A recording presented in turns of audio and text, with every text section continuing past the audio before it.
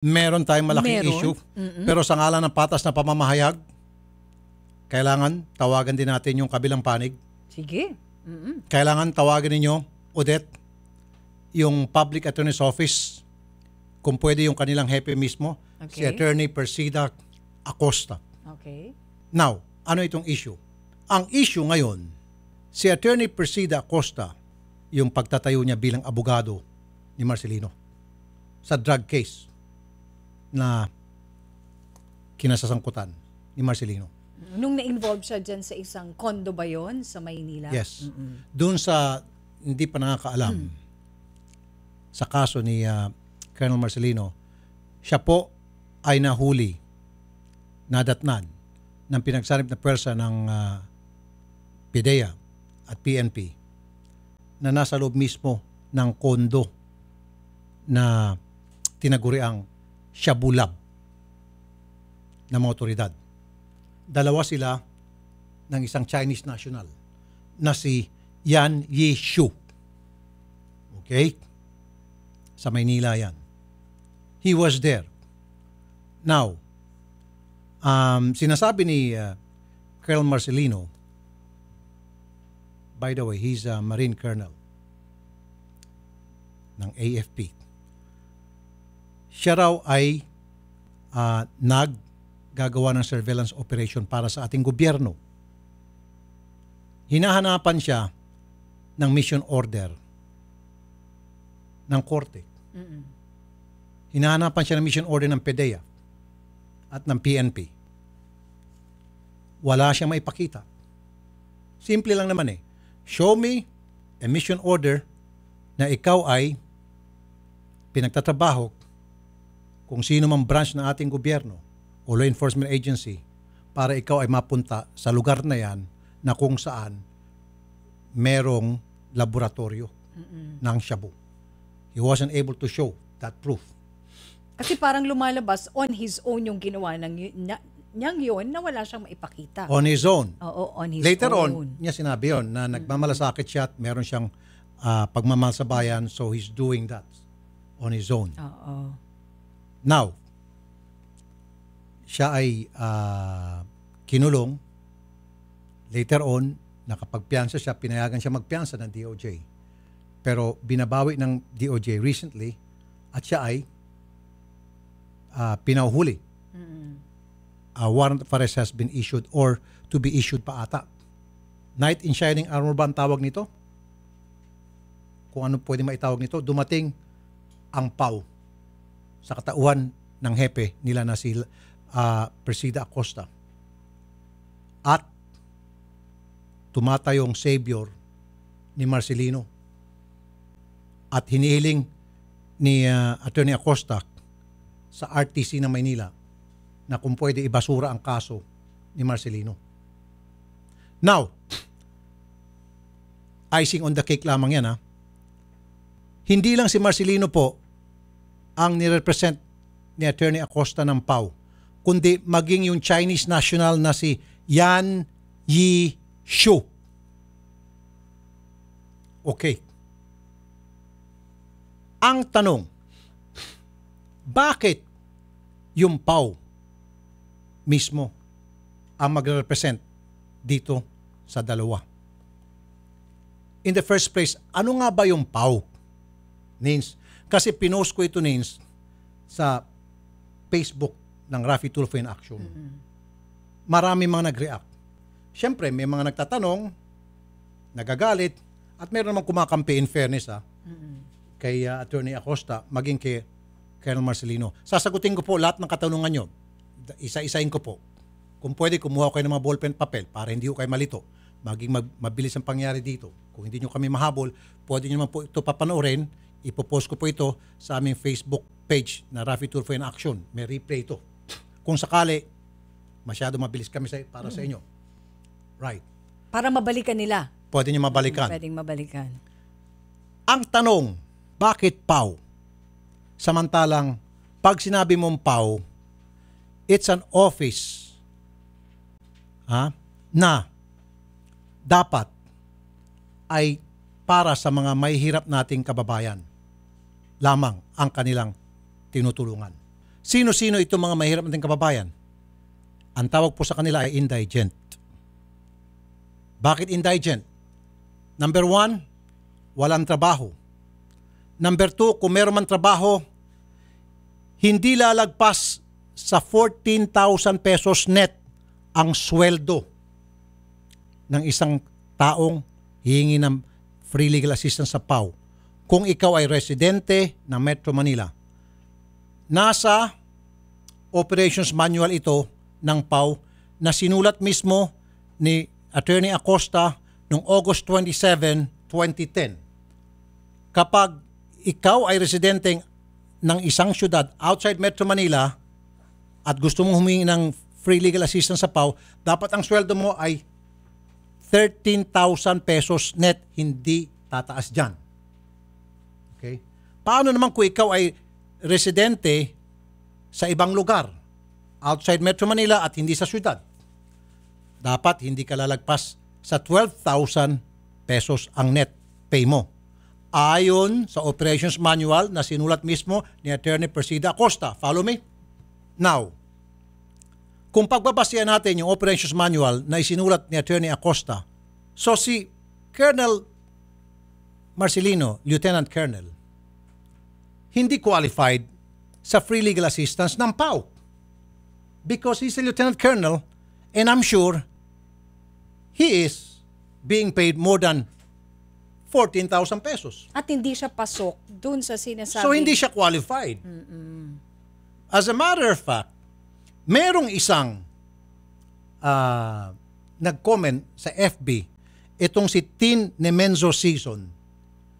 Nagpakita pa nga siya ng referral letter from us. Okay. Ni-refer natin sa PAW, yung kanyang husband ay corporal.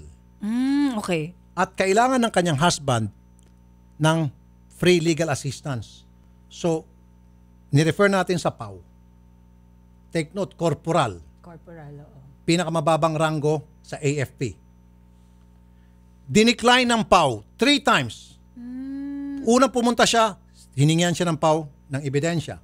Nagpakita siya ng ebidensya. Sabi sa kanya ng PAW, pakita ka ng ebidensya, pakita siya na indigent siya. Pasok doon sa requirements na tutulungan ng PAW. 13,000 yung net pay ng kanyang husband as corporal. Nung pangatlong balik niya, sabi ng PAW, ganun ba? 13,000? Sige, hindi kami pwedeng tumulong sa inyo. Pumunta ka sa munisipyo at doon ka kumuha ng abogado. In other words, nireject siya. Corporal po ito Sa kabila ng pagpapakita ng proof na ito yung sweldo. Now, bakit si Colonel Marcelino hindi nireject? Lieutenant Colonel, ang layo. From corporal, dami kang dadaanan hanggang sa maging Master Sergeant ka. And then Master Sergeant, Second Lieutenant, First Lieutenant, Captain, Major, Light Colonel. Ito ang pinakamasakit. Pati ba naman si Yan Yishu, Chinese national, may-ari nung Shabu Lab? Si Presida Acosta pa rin ang tatayong abogado para ibasura ang kaso against him. God damn it. Bakit? Bakit pati si Yan Yishu?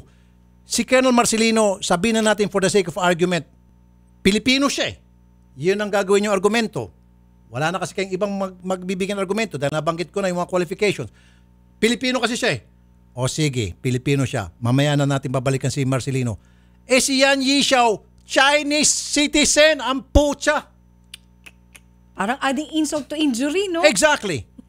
Bakit tatayong abogado ang PAW? At yung mismong hepe pa mismo ng PAW ang magsisilbing abogado ni Yan Yishu na drug lord di umano. Chinese drug lord. At that. God damn. Son of a gun. What is going on, Attorney Persida Acosta? What is going through your mind when you volunteered to be the lawyer of Yan Yishu? So she volunteered, hindi siya hinire or kinuha? Of course she yung volunteered. service? Now, Okay. pwedeng sabihin, for the sake of argument ulit para nagiging patas ako rito, Attorney Persida Acosta, maaring may magsasabi, walang pera na yan. Si Yan Yishu. Okay. Sabihin natin walang pera. Kasi nahuli na yung kanyang laboratorio. Na-freeze na yung mga account niya. Whatever. Chinese citizen siya. Nandyan yung Chinese embassy. God damn it. Di ba tayo mga Pilipino sa ibang bansa kapag na-involve sa droga yung mga kababayan natin, yung Philippine Embassy ang gumagastos para sa mga abogado ng mga kababayan natin, drug mule, drug courier na nakukulong sa ibang bansa. Then this can also happen to Yan Yishu. Yung Chinese Embassy ang magpo-provide ng abogado kay Yan Yishu at hindi ang PAW. At lalong-lalo na hindi ang chief ng PAW ni Presida Acosta. God damn it for the third time. Sana mag-gun pa. So bakit ginagamit nga naman yung resources ng ating gobyerno? Exactly. Para sa kanya. Exactly. Now, marami mga nagsabi, si Colonel Marcelino mahirap na yan kasi siya ay suspendido at hindi na siya tumatanggap ng sweldo. Mali! Kausap lang po namin kanina si Colonel Ed Arevalo, Armed Forces of the Philippines Public Affairs Office Chief. Ang sabi niya, si Lieutenant Colonel Ferdinand Marcelino ay active service pa rin po sa AFP at tuloy-tuloy pa rin pong tumatanggap ng sahod sa AFP. Ano pa pwede niyong gamitin na pangdepensa dyan? Now, may nagsasabing, babaliktad kasi siya against Laila de Lima. Kung sakali man, yan talaga ay magbabaliktad si Marcelino. Dapat magpa-press-con muna siya at magsasabi siya sa Filipino people na meron akong alam tungkol kay Laila de Lima. Ilagay niyo ako sa Witness Protection Program. Pumunta siya sa Senado o sa Kongreso. Hindi. Wala siyang sinabing ganun eh. And then, Attorney Presida Acosta, i-absuelto muna siya bago siya testify against Laila de Lima? Mali. Magsalita ka muna. Anong meron ka against Laila de Lima? Kasi for all we know, i-absuelto ka muna. Tapos pag na-absuelto ka, pwede mo sabihin, ay wala pala akong alam dyan. Then, we've been had. Niloko mo kami mga Pilipino. Niloko mo kaming lahat. Kayong dalawa ni Presida Acosta will be going laughing all the way to the bank. Ika nga, pardon my language, God damn it. Sinong niloloko nyo rito? Ang mga mamamayang Pilipino, ang ating bayan. Dapat, you will testify against Laila de Lima kung ano man yang testimonya ibibigay mo na damaging against de Lima at makakatulong sa ginagawang investigasyon kung saan inuugnay si de Lima sa droga, then you have to be transparent. You have to tell us now, beforehand. Di ba? Magbigay ka ng pahayag. Right? Sabihin mo sa mamamayang Pilipino, sa amin lahat, kung ano yon. And only then, tutulungan ka ng PAW. In the absence of that, huwag ka munang tulungan. Lalo pat yung PAW. Ayaw ni Atty. Acosta. Nasa Congress daw. Wala tayong makausap. At lalo pat drugs ang pinag-uusapan Kanina dito. pa ho namin, sinusubukan tawagan si Atty. Acosta at ayaw niya pong makipag-usap. Binigyan ho natin siya ng pagkakataon. We've been trying to call her. So hindi niya pwedeng sabihin na tayo nagiging bias dito.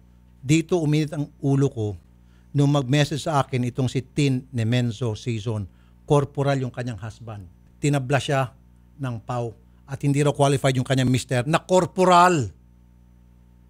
Na qualified pasok dun sa... Kaya nga hindi raw, sabi ng PAW. Pero itong si Lieutenant Colonel na isang opisyal na isang ranggo na lang siyang lalaktaw, general na, qualified. At drug case pa talaga.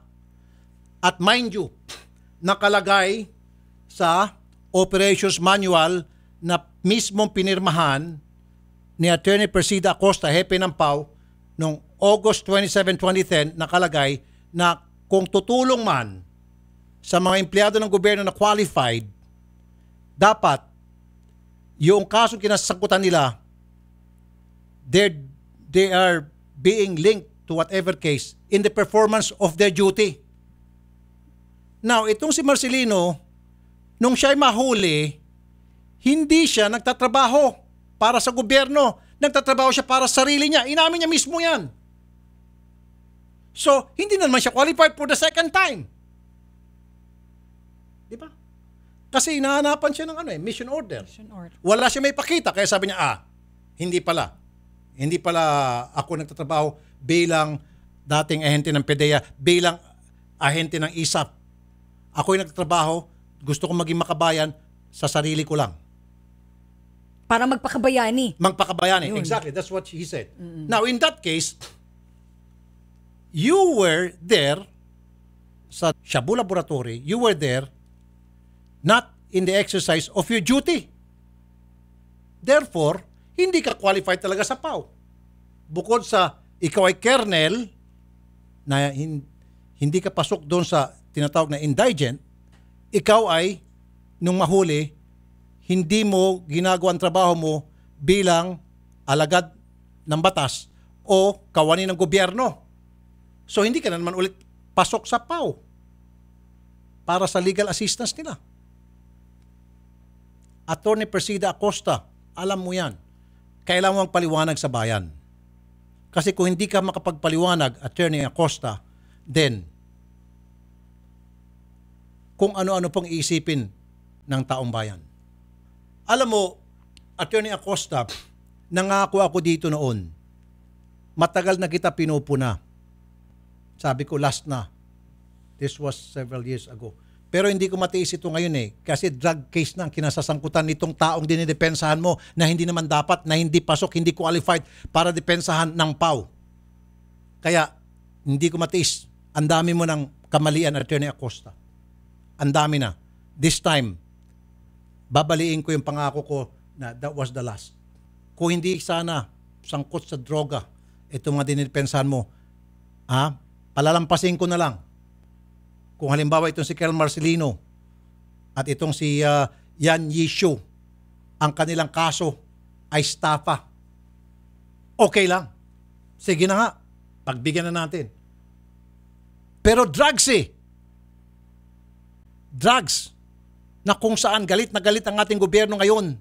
Pinupuna na nga tayo ng iba't ibang bansa dahil very strong ang ating action against illegal drugs. Marami na mga namamatay. Maging yung sa side ng ating gobyerno, ng kakamatay na rin dahil lumalaban itong mga drug lord na ito.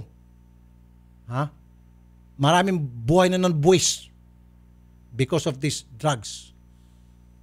Because of the war on illegal drugs. Kakampi dapat kayo ng mga Pilipino. Pumapanig kayo ngayon sa droga. Fact number 1. You have to have less than 14,000 pinakamataas na dito resident of Metro Manila, which he is, net pay mo. Si Kel Marcelino, definitely, hindi lang 14,000 dahil siya ay isang lieutenant colonel.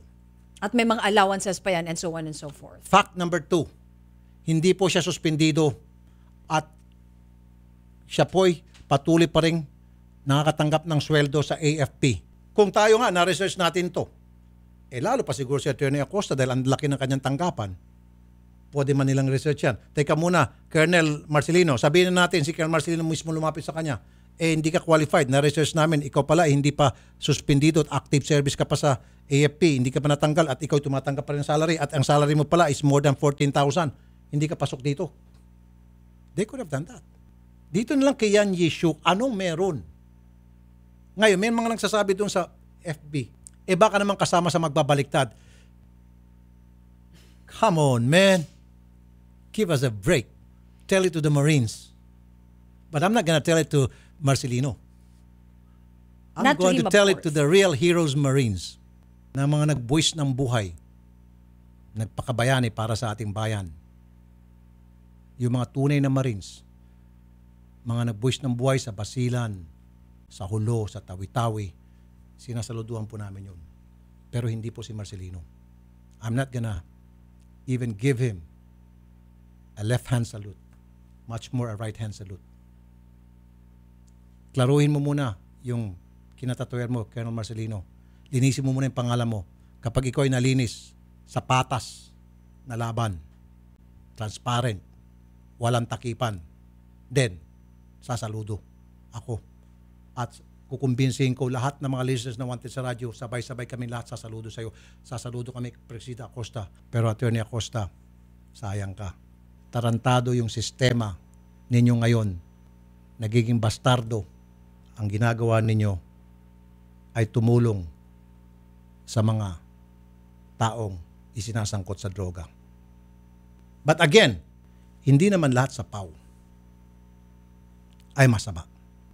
Eto maidagdag ko lang. Okay. Kasi napakinggan ko rin sa isang interview, actually kay Miss Karen Davila and Vic Lima. Okay. Ayan, mga kapatid natin yan sa Hanap Buhay. Nung tinanong nga, dahil nag-guest sa kanila si Colonel Marcelino, last Friday, Okay. sa kanilang show, napakinggan ko yun, tinanong siya ni Miss Karen Davila na, paano naman po, Colonel Marcelino, yung 5 million account sa bank account So, ibig sabihin may 5 million pesos si Colonel Marcelino sa kanyang bank account. Oo. So, Okay. ang sagot niya doon, sa kapatid niya daw yun, may negosyong, yung sa seafoods ata. Kaya pinush ni Karen, sabi niya, Teka muna. So, yung kanyang kapatid na may negosyo na hipon, or seafoods, I don't, parang ganun. whatever. Oo.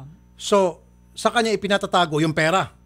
Sa Bakit kanya daw pinapadaan. sa kanya pinapadaan? So, bakit hindi na lang mag-open yung kanyang kapatid ng sariling bank account? Tama ka doon. Actually, tinanong nga yun ni Miss Karen. Pero hindi na masyado niyang naipaliwanag yung about that. Kasi So, inaamin niya na meron talagang 5 million pesos sa kanyang bank account. Yes. Oo. Kaya Pero, lang, yun ay pera ng kanyang kapatid. yes, yun daw yun. So, that's Okay. one.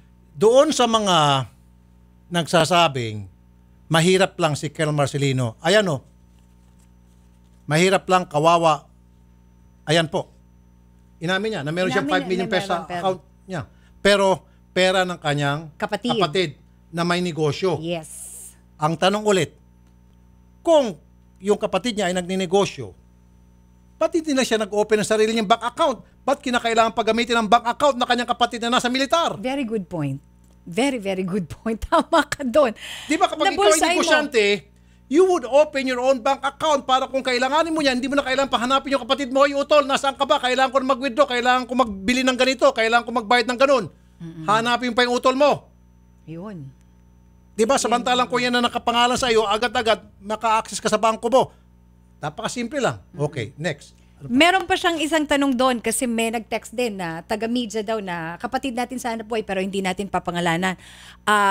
Binenta mo daw sa isang Chinese national yung iyong Pajero at condo.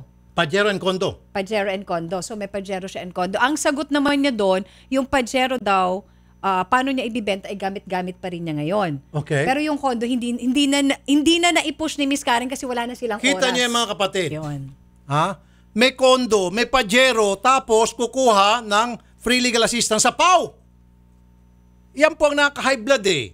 Presida Acosta, ano na bang nangyari sa iyo? Ayan oh, aminado siya, meron siyang Pajero. Is he considered as an indigent? He owns a Pajero? And a lieutenant colonel at that, who makes a salary of more than 30,000 pesos a month? Tapos may condo pa talaga. Pero hindi na kasi yun na-push kasi wala nang time na. Tapos meron pang 5 million pesos sa kanyang bank account. Di ba? Hindi talaga siya qualified. Kahit pasabihin natin, yan ay sa kanyang kapatid, niya, sa pangalan niya eh. Kahit na pasabihin niya, yan ay pera ng ibang tao. Sa korte, hindi tatanggapin yan. Sa pangalan mo yan eh.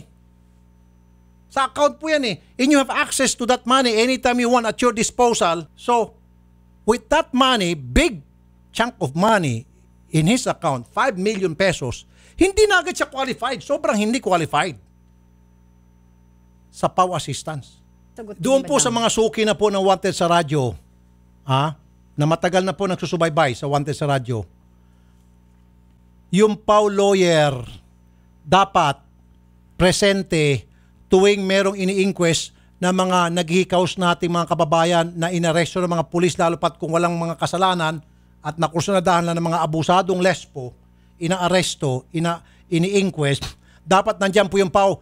Yan po ay nakasaad sa ating batas. At yan din po ay nakalagay sa operations manual na mismong pinirmahan ni Attorney Acosta noong August 27, 2010 na sinasabi niya doon na sa lahat ng inquest na mga mahirap na suspect na pasok doon sa requirements para matulungan ng PAW, dapat inaasistihan ng PAW sa kanilang inquest proceeding. Walang ginagawa ganun yung PAW. In fact, sabi pa nga ni Presida Acosta sa kanyang operations manual sa PAW, dapat twice a month nag-iikot yung PAW sa mga city jail, sa mga presinto para nagtatanong-tanong sa kalagayan ng mga preso doon na nangangailangan ng legal assistance. Pero hindi po ginagawa ng PAW yan.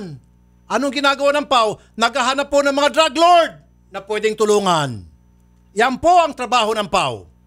Hindi po sila naghahanap ng mga pobre, mga naghihikaos natin, mga kababayan, ng mga inosente na nakukusandahan lamang ng mga mayaman, ng mga mata pobre, pulis na abusado, mga kapangyarihang tao, pinipitik-pitik at kinakasuhan, pina-inquest, na dapat sana yun ang tinutulungan ng PAW at yun dapat ang hinahanap ng PAW ayon kay Presida Acosta mismo sa kanyang operations manual. Hindi po yun ang hinahanap ng PAW. Ang hinahanap ng PAW yung mga drug lord tulad ni Yan Yisho na para matulungan, tulad ni Lieutenant Colonel Ferdinand Marcelino na may 5 million pesos sa account, bank account niya, na ang kaso ay drugs. Yan ang hinahanap ni Acosta. Hindi niya hinahanap yung mga kasambahay, security guard, pahinante, construction worker, kargador. No. Bakit hanapan ni Acosta yan? Walang pera yan eh. Anong pakinabang ko sa'yo? Wala kayong pera. Kaya hindi ako sisikat. Yun, walang mileage. Hindi ako mamimidya pag tinulungan ko kay mga pobre kayo. Ba't ko ay tulungan?